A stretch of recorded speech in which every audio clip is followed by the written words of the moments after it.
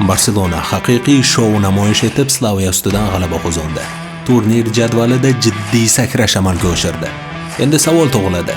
Top 8 ga kirib, to'g'ridan-to'g'ri play-offga chiqish imkoni bormi? Pedri jarohat oldi. U qachon maydonga qaytadi? Liverpool esa qolgan jamoalar uchun asta-sekin haqiqiy xavfga aylanmoqda. Bavariyaga endi yetib bo'lmaydi. Barchaga assalomu alaykum. Tezkor xabar kanaliga xush kelibsiz. Bugungi dasturimizda Yevropa Chempionlar Ligasining 7-tur yakuniy o'yinlarini tahlil qilamiz. O'yindan keyin bildirilgan eng qiziqarli fikrlar bilan tanishtiramiz. Videoga like bosib, ekranni katta qilib oling. Biz esa boshladik. Do'stlar, men o'yinni tahlil qilaman. Siz esa bemalol o'yindagi gollar va highlightlarni kuzatishingiz mumkin. Barselona turnirda jon saqladimi yoki bu hali boshlanishimi? Yevropa Chempionlar Ligasi 7-turida Barselona raqib maydonida mavsumdagi eng muhim o'yinlardan birini o'tkazdi. Bu o'yin butun Yevropa Chempionlar Ligasi mavsumini saqlab qolish yoki yo'qotish masalasi edi. Raqib Slavia Praga qog'ozda mutlaq outsider, biroq Barselona uchun butunlay noqulay raqib bo'lib chiqdi. Yaxshiyamki Praga jamoasida turnirda jon saqlash uchun umuman imkoni yo'q edi. Aks holda bu o'yin ikkala jamoa uchun ham yanada og'ir o'tardi. Nima uchun bu o'yin hal qiluvchi edi? Mabodo Barselona bu o'yinda mag'lub bo'lib ochko yo'qotganida jamoa top 20 tur zonasidan chiqib ketish xavfiga tushib qolardi. Keyingi o'yin so'nggi imkoniyat.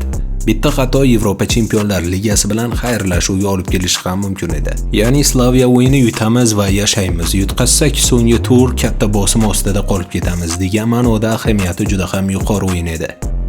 O'yin boshlandi va Barselona o'yin boshida qiynaldi.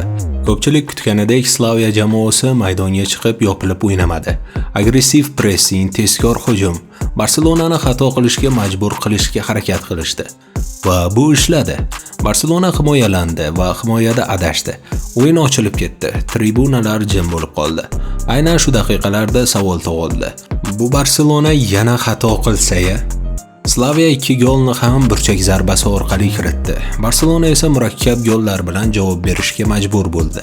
Barselona qiyin gollar bilan javob berdi. Bu degani haqiqiy shou namoyish etdi. Fermin esa bu o'yinda kurashga kirdi. Lewandowski qayerda to'pga tegmasin darvozaga aniq ketmoqda. Bitta golni o'ziga, bittasini raqib ko'rdi. Qiziqarli. Zemach Lopez bo'lgan bo'lsa-da Dani Olmo shedevr gol kiritdi. O'yinda katta burilish bo'ldi. Gran jamoalar shu yerda outsiderdan farq qiladi.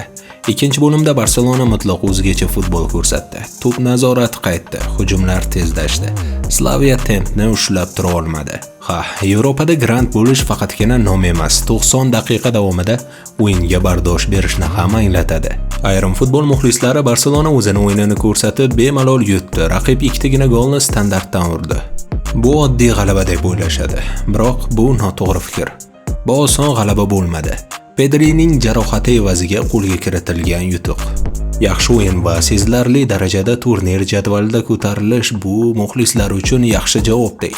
Biroq Pedrisiz Barselona yanada ko'proq savollarni ochadi. Pedri haqida ham sal keyinroq batafsil to'xtalamiz. Sababi 8lik uchun kurash avjida. Qolaversa Atalanta ham kecha yutqazib berdi. Turnir tablitsasida nima o'zgardi? Agar Barselona bugun yutqazganida keyingi o'yin 24talikka kirish uchun final bo'lardi. Slaviani yutgani uchun Barselona jadvalda yaxshigina sakradi. Endi omon qolish haqida emas, balki top 8lik uchun kurash haqida gap ketadi. Bu juda katta farq. Pedri haqida qisqacha, lekin muhim. Mushaklari bilan muammo sezdi. Ehtiyot chorasi bilan almashtirildi. Maydonni o'zi yurib chiqdi. Hozircha og'ir jarohat belgisi yo'q. Qachon qaytadi? Eng real taxminlar shunday. Agar yengil jarohat bo'ladigan bo'lsa 1 hafta ichida minimum deyishmoqda. Agar og'irroq bo'ladigan bo'lsa 2-3 hafta. Menimcha ham 1 hafta atrofida qaytsa kerak. Pedri yo'qligi o'yin ritmi, markaz nazorati Yevropa Chempionlar Ligasidagi barqarorlikka ta'sir qiladi. Do'stlar, Barselona 8lik bilan play-offga chiqadigan bo'lsa, birinchi o'yindanoq kuchli raqib bilan tushmasligini anglatadi. Sizningcha Barselona bu imkoniyatdan foydalana oladimi? Ya'ni 8likka kira oladimi? Fikringizni izohga yozing. O'zi umuman olganda bu mavsumda ham Yevropa Chempionlar Ligasida top 8 masalasi juda ham murakkab. Ko'plab jamoalar ochkolari deyarli teng. Farqi esa minimal. Shu sabab endi faqat g'alaba emas, nechta gol urganligi ham hal qiluvchi faktorga aylanadi. 8-tur yana matematikaga aylanadigan bo'ldi. Bitta qo'shimcha gol bir jamoani top 8 ga olib kirishi, boshqasini esa tashqarida qoldirishi mumkin. Kecha tunda Bavariya Arsenal kabi o'zi uchun 8lik masalasini hal qildi. Bilasiz, birinchi bo'lib Arsenal jamoasi o'ziga 8lik masalasini hal qilib bo'lgandi. Bavariya ikkinchi bo'lib bu ishni amalga oshirdi. Shu borada eng yaqinlashganlardan biri Atalanta kutilmaganda Atletik Bilbao'ga mag'lub bo'ldi. Bu jamoa ham o'zi uchun top 8lik masalasini naqdlashga bir qadam qolgandi. Bu mavsum o'zi umuman olganda top 8 masalasi juda ham murakkab. Juda ko'p jamoalar ochkolari deyarli teng bo'lib qoldi. Farqi esa minimal. Shu sabab endi faqat g'alaba emas, nechta gol urganing ham hal qiluvchi ahamiyatga ega bo'ladi.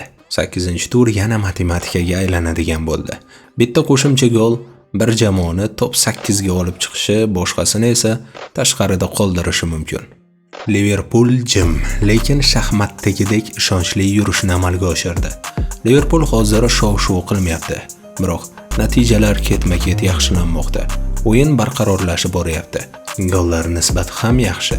Bu esa aynan hozir oxirgi tur oldidan eng muhim qurol. Qisqa qilib aytadigan bo'lsak, 8-turda yana 20 ta jamoani tablodan ochib qo'yib futbol tomosha qiladigan bo'ldik. Slavia Barselona o'yinida bilasiz, Yamal maydonga tushmadi. Flik ushbu masalalarni ko'tarib gapirib chiqdi. Fermin haqiqatan ham yaxshi o'ynadi. Men u uchun ham, Dani Olmo uchun ham xursandman. Bu juda yaxshi o'yin bo'ldi. Natijaga loyiq o'yin ko'rsatdik. Fermin bizning futbolchimiz ekanligini juda ham qadrlaymiz. U bu klub uchun bor kuchini beryapti. Keyingi o'yinda Yamal qaytadi. Bu yaxshi. Ammo Frenkie de Jong yarim himoyada yetishmayapti. Baribir bu Chempionlar Ligasi va bizda top 8 ga kirish imkoniyati bor. Pedrining ahvoli qandayligini aniq bilmayman. Unda pay bilan bog'liq muammolar bor. Ko'ramiz, ba'zida shunday bo'lib turadi. Hozircha vaziyat qanchalik jiddiy ekanligini bilmaymiz. Ronald Araujo juda ham a'lo darajadagi o'yinni o'tkazdi. Bugungi dasturimiz shu yerda yakuniga yetdi. Agarda videomiz yoqqan bo'lsa, laykni bosing, kanalga obuna bo'ling. Sizningcha mana shu yilgi Yevropa Chempionlar Ligasida qaysi klub chempion bo'ladi deb o'ylaysiz? Izoh yozib qoldiring. Kelgusi dasturda yaxshi kayfiyat ila ko'rishguncha xayr. Salomat bo'ling.